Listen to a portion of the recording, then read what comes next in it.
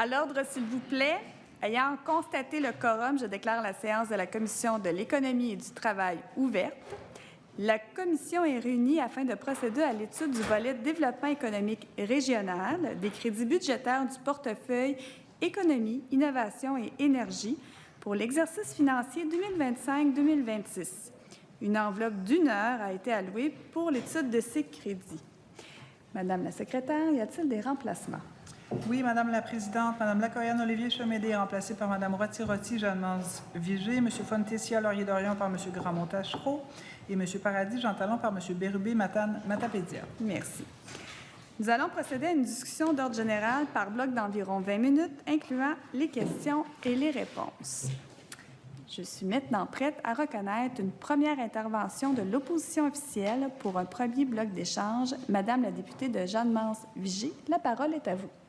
Merci, Madame la Présidente. Alors, salutations au ministre et son cabinet, ainsi que les gens qui l'accompagnent. Salutations à mes collègues du deuxième groupe d'opposition, premier groupe d'opposition et du côté gouvernemental. Alors, aujourd'hui, on est ici pour parler du développement économique régional, un dossier qui nous tient à cœur.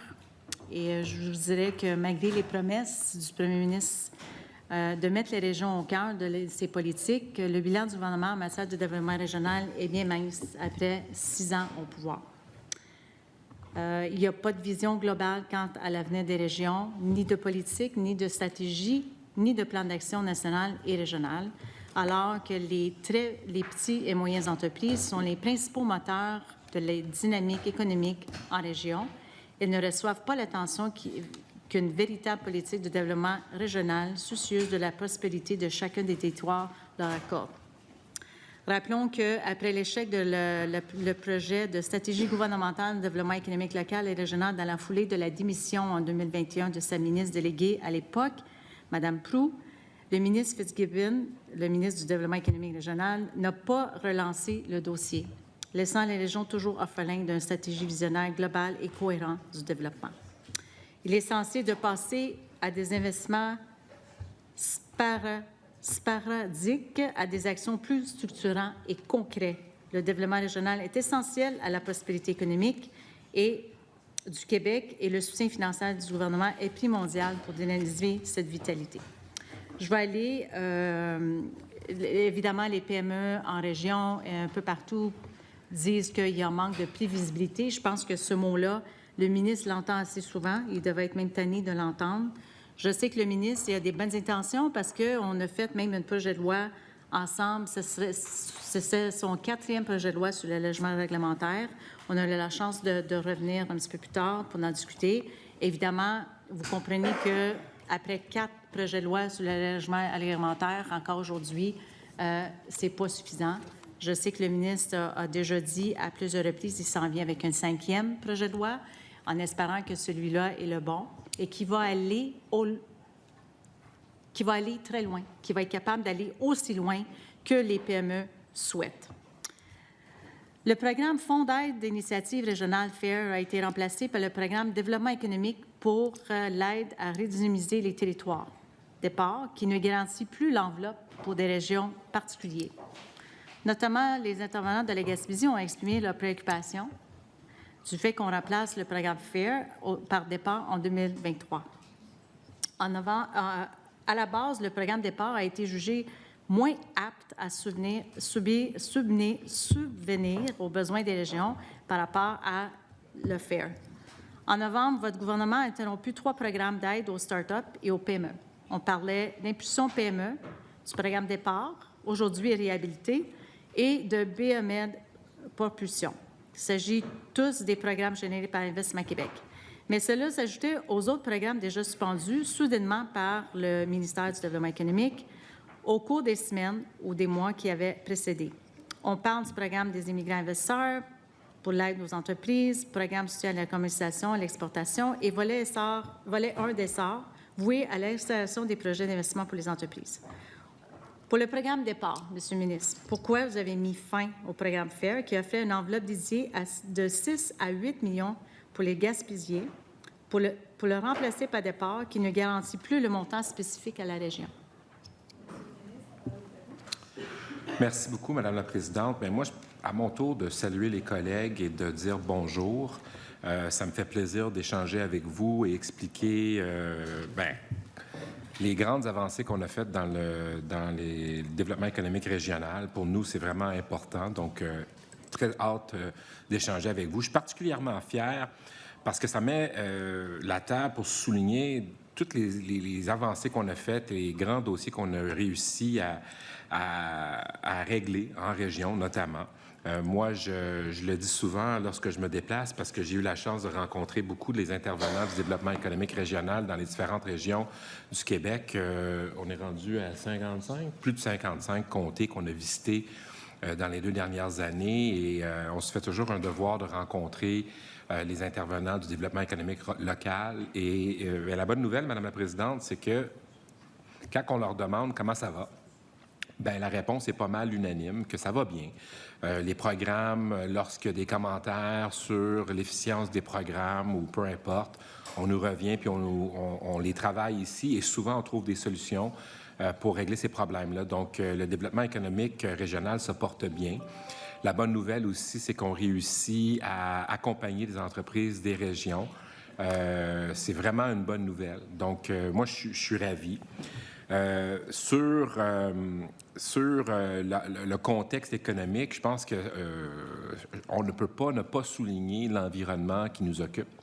Moi, justement, dans les grandes visites que j'ai faites un peu partout dans le Québec, c'est clair que les entreprises, peu importe la région, ont une grande inquiétude en ce moment par rapport à la situation et la relation avec les États-Unis. 73 % de nos exportations au Québec vont vers les États-Unis. Et là, ce qu'on constate, c'est que ce n'est pas tant les tarifs. C'est sûr que les tarifs, il y en a et ils ont un impact. Mais ce n'est pas tant les tarifs qui font mal à l'économie québécoise, c'est surtout l'imprévisibilité de la doctrine de notre voisin du Sud et aussi le fait qu'on ne sait pas sur quel pied danser. Sans savoir sur quel pied danser, les entreprises québécoises se retrouvent à chercher ou à ralentir les investissements, chercher des façons différentes de sauver de l'argent. Et donc, cette incertitude-là qui nous occupe, c'est ce qui fait le plus mal à l'économie québécoise en ce moment. La bonne nouvelle, c'est qu'on a lancé des programmes pour accompagner les entreprises, puis on va continuer de répondre présent. Une des mesures qu'on a mises sur place, la collègue en parlait, c'est le programme Départ. Programme Départ pour les non-initiés, c'est un programme qui vient accompagner les régions. Alors, encore une fois, c'est les MRC qui sont responsables de cette enveloppe-là. Et les MRC, de leur côté, ont une enveloppe qui leur permet d'accompagner et de faire un bouclage de montage financier pour aider certains projets à se réaliser. Imaginez, Madame la Présidente, dans une région dévitalisée, dans ce qui occupe le programme Départ, on retrouve des entreprises, des projets, puis là, parce que c'est une région dévitalisée, on a de la misère à boucler le financement. Le programme Départ vient boucler ce financement-là par l'entremise d'une subvention jusqu'à l'auteur de 150 000 $ pour accompagner, pour aider à pousser un projet là au bord de la ligne d'arrivée. La collègue a évoqué le lien entre le FER et le programme Départ. Madame la Présidente, dans la création du programme Départ, on a consolidé différents fonds. Des fonds qui avaient été, qui venaient à échéance. Le programme FER en était un. Il y avait un autre programme qui était adapté pour la région du lac Mégantic suite à l'accident qu'on a vécu là-bas. Il y avait un autre programme qui était destiné à Val-des-Sources, encore une fois, pour aider la région, la MRC de Val-des-Sources de revenir de son historique minière. Et donc, ce qu'on a fait avec le programme Départ, c'est qu'on a consolidé ces programmes-là à l'intérieur d'un programme qui s'appelle Départ. Dans le programme Départ, qui s'adresse aux régions les plus dévitalisées, on a réussi à boucler avec les régions qui, avant, profitaient du FER. On a rattaché toutes ces régions-là, même s'ils n'étaient pas niveau 5 de niveau de dévitalisation, et on les a inclus dans le projet Départ par souci de maintenir en vie un programme qui avait fait ses preuves sur le volet vitalisation. Clarifier, M. le ministre, je comprends, vous avez consolidé, puis je pense qu'il y en avait 1, 2, 3, 4, 5 programmes, là, Lac Mégantic, Centre du Québec, Chaudière-Appalaches, la FAIR, puis la FALM, que vous avez consolidé dans le dépense. C'est pas ça la question. La question, c'est, une fois que vous avez fait cette considération-là, vous avez investi de l'argent, mais vous devez élargir à plus de MRC. Avec FAIRE, il y avait cette spécificité-là pour certaines régions, et comme la Gaspésie, qu'eux, ils se classaient dans des régions dévitalisées, puis ils recevaient à peu près entre 6 et 8 millions de dollars.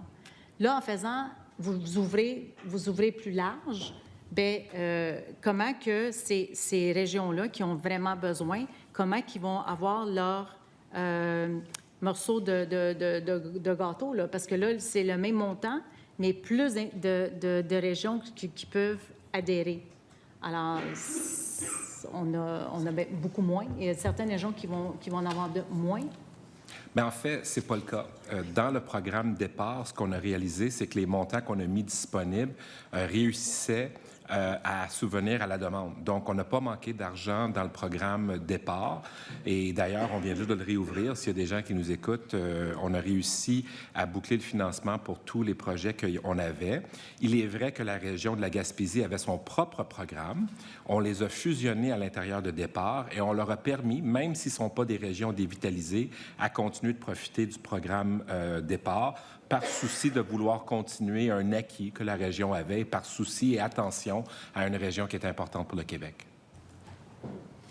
Parfait. Merci, M. le ministre. Pouvez-vous nous dire, dans les 5 programmes, c'était quoi le total investi versus qu'est-ce que vous investissez dans le départ? Mais en fait, je pense que la question derrière la question de la collègue, c'est de savoir si les Gaspésiens étaient perdants au change avec le changement. Est-ce que je comprends bien l'intention de la question? Non, ma question que je viens de vous poser, c'est je veux avoir le total de montant investi pour les 5 programmes versus le montant que vous mettez dans le départ. Parfait. C'était...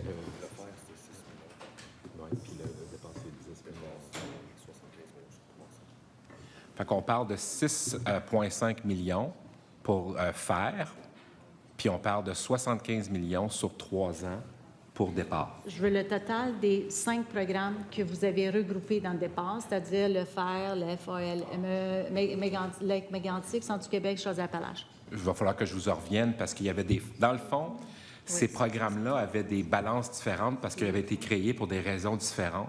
Okay. Ce qu'on a fait, c'est qu'on a continué dans le temps ces programmes-là et on l'a consolidé dans le départ. Je peux revenir à la collègue avec les montants exacts. Je vous dis que les 5 fonds totalisaient environ 160 millions sur une période de 2017-2018 à 2022. Alors, on parle de 5 ans à peu près. Puis l'enveloppe de dépenses, c'est 75 millions. Et ça représente, on a ouvert ça à 25 MRC de plus. Est-ce que les chiffres correspondent à... Il y a plusieurs nuances à apporter. Premièrement, on parlait de la reconstruction de la région de Lac-Mégantic après la tragédie ferroviaire. Donc, de prendre le total de ce fonds-là et de l'imputer dans la vision maintenant de départ, je ne suis pas certain que c'est très pertinent. La deuxième chose, c'est qu'en ce moment, l'absence... En fait, la fusion de ces programmes-là n'exclut pas à une entreprise qui souhaite développer ses affaires à faire affaire à Investissement Québec. Donc, même si ça cadrerait pas dans le départ, il y a quand même de l'aide qui est rendue disponible à l'intérieur d'autres programmes lancés par Investissement Québec ou les MRC. Je comprends, mais demeure pas moins, Monsieur le ministre, qu'il y a quand même moins d'argent. Parce que quand on fait le calcul des 5 programmes, là, on est rendu à quasiment à moitié. Vous investissez quasiment à moitié. Fait qu'on part de 160 millions à 75 millions. Et en plus, on ouvre ces programmes-là, ça devient plus accessible à plus d'MRC quand, avec le FAIRE, ces MRC-là avec quasiment une exclusivité, si je peux dire ça comme ça, là, ou peut-être privilégiée, là. Mais en fait,